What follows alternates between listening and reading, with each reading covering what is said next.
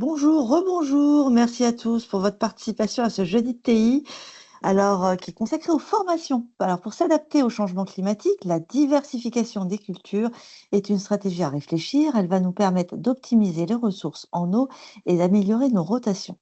Pour vous accompagner dans ce sens, nous vous proposons de faire un focus sur des formations qui vont vous permettre de vous donner les clés pour s'adapter au changement climatique qui bouleverse nos pratiques. Je n'en dis pas plus et je laisse la parole à Mariam Alcoun, Élise Odino et Louis-Marie Allard du pôle formation de Terre Innovia. Avant de leur laisser la parole, les recommandations d'usage, ce webinaire est enregistré. Vous pouvez donc le retrouver en replay sur notre chaîne YouTube. Et pendant la présentation, vous pouvez poser toutes vos questions sur le chat en live. Nous serons ensuite ravis d'y répondre. Alors, Élise, je crois que c'est vous qui commencez. C'est à vous, je vous en prie. Donc bonjour à tous et à toutes. Je vous remercie d'être là pour ces jeudis de TI consacrés aux formations, comme l'a dit Stéphanie. Et donc on va commencer par un petit point de contexte. Donc il faut savoir que l'agriculture aujourd'hui, enfin vous devez d'ailleurs le savoir, que l'agriculture est en pleine transition pour justement produire plus tout en faisant face, tout en faisant face à un épuisement des ressources, au changement climatique et à l'évolution des marchés. Et donc, une des solutions possibles pour faire face à tout ça, ça peut être donc la diversification des cultures, qui peut justement être un levier clé pour l'agriculture de demain. Donc, cette diversification des cultures va permettre donc l'amélioration de la fertilité des sols, d'optimiser la gestion de l'eau, de diminuer les maladies et les ravageurs et d'améliorer donc la résilience des cultures face au changement climatique. Donc, pour aller vers cette diversification des cultures, les formations vont être un dispositif vraiment indispensable, puisque, comme tout changement, eh bien, il faut un accompagnement des acteurs agricoles face à celui-ci et proposer donc des formations qui vont être adaptées en réponse aux besoins et aux problématiques de terrain qui se posent. Et cela va permettre donc d'acquérir des connaissances et des compétences qui vont être nécessaires pour réussir la transition et aller jusqu'au bout. Donc, Terre Innovia a récemment réalisé une enquête pour identifier un peu les thématiques des formations qui peuvent intéresser les agriculteurs et les techniciens. Et donc, il a été montré qu'en première place, ce sont les conduites de culture, qui, dans le cadre de la diversification, c'est des formations où les sujets tels que les itinéraires techniques des cultures de diversification vont être recherchés, ou encore quelle culture de diversification utiliser. Ensuite, il y a des sujets qui vont porter sur le sol et l'agronomie, avec comment réussir son implantation dans le cadre de ces cultures de diversification, ou encore quels sont les outils de diagnostic du sol. Et enfin, des sujets qui vont plutôt toucher à la santé des plantes, avec quelle méthode de désherbage utiliser, par exemple, ou encore comment reconnaître les maladies ou gérer les maladies et les adventices. Donc, je laisse maintenant la parole à Louis-Marie. Merci. Donc, effectivement, l'offre de formation de Terre Innovia répond aux principales thématiques exprimées par les agriculteurs et les techniciens qui ont été interrogés dans le cadre de cette enquête. Et pour l'illustrer, nous allons analyser 3 profils d'agricultrices et d'agriculteurs. Et le premier profil concerne Jean, un agriculteur de la région Centre-Val de Loire, en quête de nouvelles cultures pour se diversifier en vue d'allonger sa rotation. Il souhaiterait que sa démarche réponde partiellement ou intégralement aux différents enjeux suivants, que si possible, toutes les matières premières de la culture qu'il pourrait intégrer sur son exploitation soient valorisées. Il est très sensible en fait à l'économie circulaire. Il souhaiterait également que cette culture serve de ressource alimentaire pour les abeilles, étant lui-même apiculteur. Que ce soit un véritable puits de carbone, pas d'irrigation, avec un bon comportement face au changement climatique, que cette culture soit un véritable réservoir en termes de biodiversité, pas d'utilisation de produits phytosanitaires, pas d'OGM. Là, ce sont ses principaux critères de choix. Et dans le cas présent, pour répondre à cette demande, eh bien, Terrinovia invite Jean à vraiment se plonger au cœur du chanvre. Pourquoi une telle proposition? Eh bien, grâce à cette culture, il va pouvoir vraiment respirer l'innovation en prenant une bouffée d'avenir responsable. Il sera formé pour maîtriser les atouts de cette plante et cultiver son savoir-faire. Alors, au cours de cette formation, l'ensemble de l'itinéraire technique sera développé. Nous verrons l'importance de cette culture au sein de la rotation, les différents débouchés et leurs spécificités vont être détaillés. Et nous verrons également dans cette formation qu'à travers la mise en place d'un PSE, un contrat de prestation pour services environnementaux, cette culture rémunère les agriculteurs, producteurs de chanvre pour les services environnementaux qu'ils rendent. De par sa proximité génétique avec le cannabis, le chanvre est soumis aux réglementations françaises et européennes et celles-ci seront détaillées. Donc on le voit dans cette formation, en complément d'une importante partie consacrée à l'itinéraire technique, seront également abordés les aspects économiques et en fait la rentabilité de la culture, les débouchés, notamment la transformation, ainsi que la réglementation. Donc une formation pour répondre vraiment à la demande de Jean. Le deuxième profil est celui d'Annie, agricultrice en Bourgogne-Franche-Comté et qui souhaite mieux s'adapter au changement climatique. Alors Annie est productrice de soja et elle s'interroge sur de nombreux aspects liés à cette culture et notamment quelle variété est la mieux adaptée à mon climat, à mon type de sol, quand semer dans ma région, à quelle densité, en fonction du groupe de précocité des variétés qui vont m'être conseillées. Dans quelle situation dois-je inoculer mon soja? Comment le désherber? En plus, Annie est en réflexion pour une conversion en agriculture biologique. Et le soja est-il un bon candidat pour ce type de conduite? Comment est-ce que Annie pourra gérer l'irrigation en période de sécheresse? Quelle méthode de récolte pour éviter les pertes? Donc, face à ces interrogations, eh bien, Terrinovia propose qu'Annie s'inscrive à la formation Maîtriser la culture du soja, une formation essentielle pour optimiser les rendements, préserver les sols et répondre aux enjeux agricoles de demain. Alors, dans cette formation, seront abordées la gestion de l'après-S métolachlore, avec le retrait de l'autorisation de mise sur le marché de produits qui contient cette molécule, le choix variétal et l'écartement qui est le mieux adapté à sa situation, la réussite de l'inoculation, est-ce que des impasses sont possibles, comment conduire un soja en dérobé et bien d'autres points clés pour réussir le soja. Et Annie, surtout, n'oubliez pas vos bottes, car nous visiterons des parcelles afin de réaliser un diagnostic au champ. Ainsi, au cours de cette formation, nous allons mixer des sessions en salle et sur le terrain en abordant les points essentiels de l'itinéraire technique afin qu'ils répondent au profil des stagiaires. Mais nous verrons également l'évolution de la réglementation et les réponses apportées aux différentes contraintes environnementales. Enfin, un troisième profil, celui de Jacques, producteur de pois et de févrole en Champagne-Ardenne et producteur de pois et de févrole depuis plusieurs années et qui souhaite vraiment approfondir ses connaissances sur les maladies affectant ces deux cultures. C'est une demande vraiment bien spécifique et il souhaite identifier clairement les principales maladies et éviter toute confusion entre leurs symptômes et ceux liés notamment à des phénomènes de carence. Est-ce qu'il y a des pratiques culturales à envisager pour lutter contre ces maladies? Quels sont les seuils de nuisibilité? Est-ce qu'on peut anticiper des attaques fongiques sur ces deux espèces, le pois et la févrole? La qualité des semences est-elle importante? Et de même, la rotation culturale pour éviter tout développement de ces maladies. Et puis, si un ou plusieurs traitements est à envisager, à quel stade le réaliser? Est-ce qu'on est plutôt en préventif? Est-ce qu'on est plutôt en curatif? Et pour répondre à toutes ces questions, Terrinovia propose à Jacques la formation suivante, en fait, anticiper, diagnostiquer, maîtriser, qu'il se forme à la gestion des maladies du pois et de la févrole pour assurer la santé des cultures et maximiser les récoltes. Au cours de cette journée, l'interculture avant pois et févrole, le choix des couverts seront abordés. Il sera également possible d'évaluer le risque aphanomycèse grâce à l'outil EVA disponible en ligne sur le site de Terrinovia. Quelle date de semis pour limiter les attaques de bactériose? Comment limiter le risque maladie, par exemple, en espaçant de 5 à 6 années de févrole.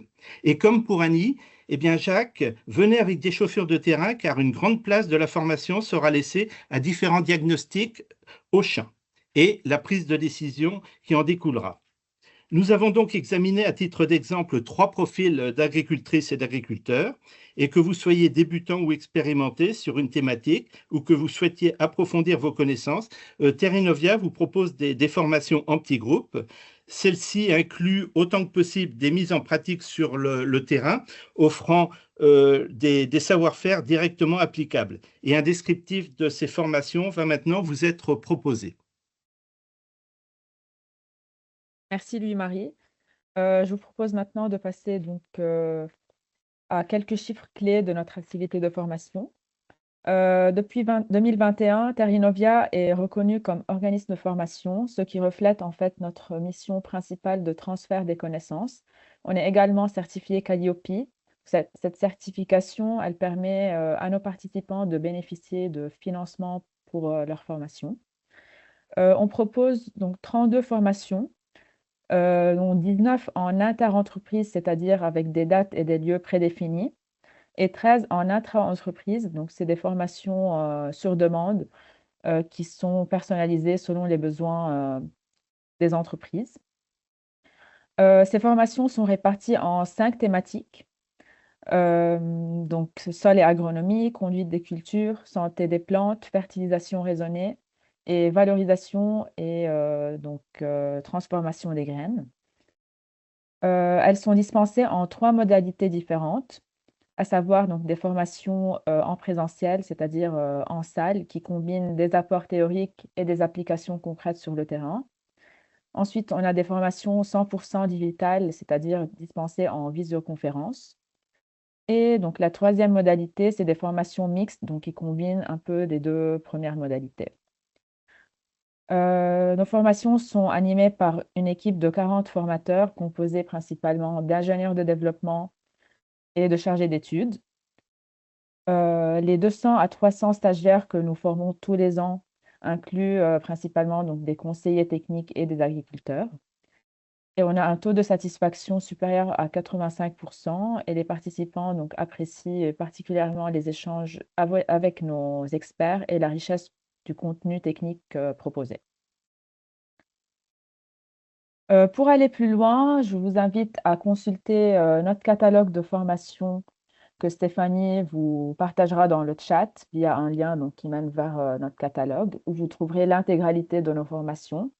Et vous trouverez dans cette slide donc, quelques exemples de formations par thématique. Donc, la première thématique au niveau donc, de la conduite des cultures, dans laquelle vous pouvez trouver des formations sur les bases des cultures oléoprotéagineuses, la maîtrise de la culture de la lentille, la maîtrise des cultures protéagineuses, ou aussi donc, des formations en visioconférence sur les bases de la culture de colza et de tournesol, intitulées Colza Live et Sun Live.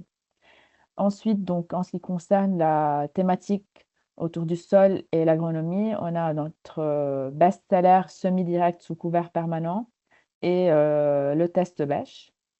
Et enfin, donc, la troisième thématique sur la santé des plantes, où vous trouverez une formation sur les insectes auxiliaires en grande culture et les méthodes de désherbage durable des oléoprotéagineux. Enfin, donc, dans cette slide, vous trouverez les dates et lieux de nos prochaines formations, si ça vous intéresse. Donc, le 20 mars, la formation autour des bases des cultures du colza aura lieu à Estrémons. Ensuite, il y a une formation le 24 avril sur les insectes auxiliaires qui aura lieu à Courson-les-Carrières. Ensuite, donc, le 4 mars, la conduite du lin oléagineux, et le 23 et le 24 avril, la maîtrise des cultures protéagineuses donc, qui auront lieu au Subdré. Et enfin, le 27 avril, on vous propose une formation autour de la culture du soja qui aura lieu à Baziège. Si vous êtes intéressé, n'hésitez pas à nous envoyer un mail sur formation@terrinovia.fr. Donc, on vous expliquera les modalités d'inscription plus en détail et vous pourriez suivre la formation qui vous intéresse. Merci beaucoup pour votre attention. Merci Élise, Louis-Marie et Stéphanie. Je vous propose maintenant de passer aux questions. Merci beaucoup à tous les trois pour cette présentation très synthétique et très claire. Il est encore temps de poser des questions, donc n'hésitez pas. Vous avez également sur le chat le lien direct vers les formations, vers le catalogue des formations. Voilà, et je vous remettrai également, je vais vous le faire tout de suite, l'adresse mail pour poser donc l'adresse mail générique du pôle formation pour poser des questions, pour s'inscrire. N'hésitez pas n'hésitez pas à les solliciter.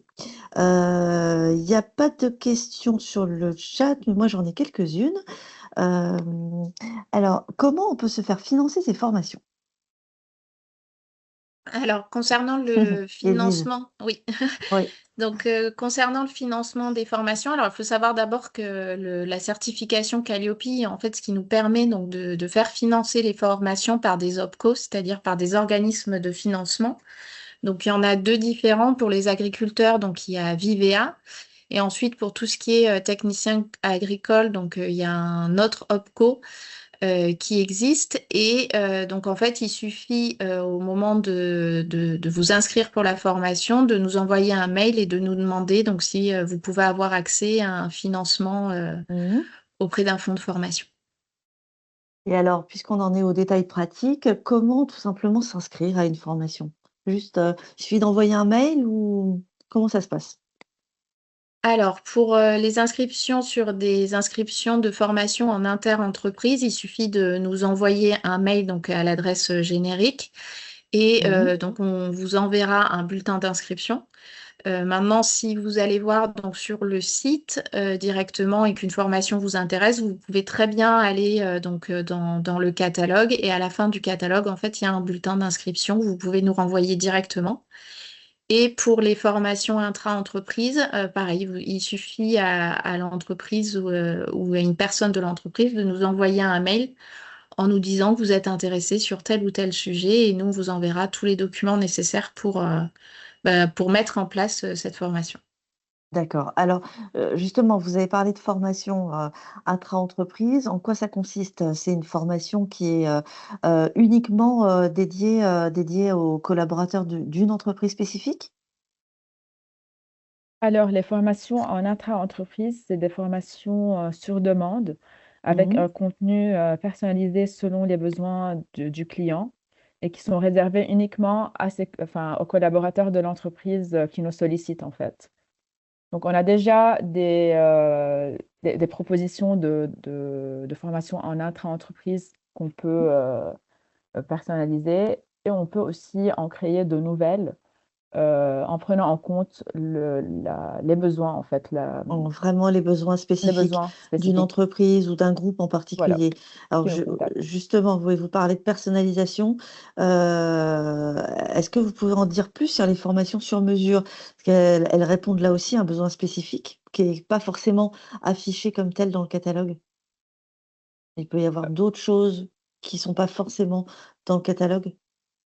Oui, totalement. Élise, peut-être tu peux expliquer Oui, comment se déroule le process de prise en compte de la demande du donc client? en fait, ça peut être voilà, un sujet qui concerne les grandes cultures qui sont prises en compte dans Terra Innovia. Et en fait, il suffit voilà, donc, de nous envoyer un mail. Nous, on vous renvoie un formulaire Mhm. dans lequel vous allez nous expliciter différents éléments, les sujets que vous souhaitez traiter, le nom de votre entreprise, bien sûr, puisqu'en fait, la formation souvent se fait sur le site de l'entreprise directement. Le type de personnes qu'il va y avoir à former pour qu'on puisse adapter la formation en fonction du public et aussi les dates ou les périodes sur lesquelles vous voulez que la formation ait lieu pour que nous, on puisse en fait ensuite aller chercher l'expert et le formateur Terrinovia qui conviendra le mieux à votre demande pour vous apporter une formation adaptée. Très bien. Alors j'ai une première question. Bonjour, aucun exemple pour le sud de la France, est-ce volontaire? Alors aujourd'hui, en fait, pour nos formations, on a beaucoup de formations qui se situent surtout dans le sud-ouest, plus que dans le Mmh. sud-est. Maintenant, si vous faites partie d'une entreprise, voilà, il faut voir avec l'entreprise, peut-être que une formation en intra peut être mise en place et dans ce cas-là, bien sûr, nos formateurs se déplacent jusque Bien dans le sûr, sud-est. bien sûr. Et enfin, une dernière question qui est arrivée. Bonjour à tous, merci pour votre présentation. J'ai une question concernant la possibilité d'organiser des sessions de formation au profit des techniciens et des ingénieurs d'une entreprise étrangère. Est-ce que c'est possible? Alors oui, ça c'est pareil, il suffit de nous contacter et ensuite nous on essaye, vous nous envoyez votre demande et nous on essaye de trouver les formateurs les plus proches et les plus adaptés qui pourront venir réaliser votre formation. Parfait. Je vois pas d'autres questions. Merci beaucoup à tous les 3. Je vous rappelle, les informations, qui sont sur le chat. Donc il y a le mail du pôle formation pour, toute information, c'est donc, formation au singulier @terrinovia.fr. Et également, le lien, c'est un post d'ailleurs que j'ai épinglé, le lien sur le catalogue, qui renvoie vers le catalogue des formations. Merci à tous, on espère que ce webinaire vous a intéressé. On vous donne rendez-vous le 30 janvier, cette fois pour parler de l'amélioration du test Berlès pour détecter les larves sur colza. N'oubliez pas que vous pouvez partager ce webinaire sur vos réseaux et vous pourrez le retrouver sur notre chaîne YouTube en replay. On vous remercie beaucoup de votre attention. À très bientôt et très belle fin d'après-midi à tous.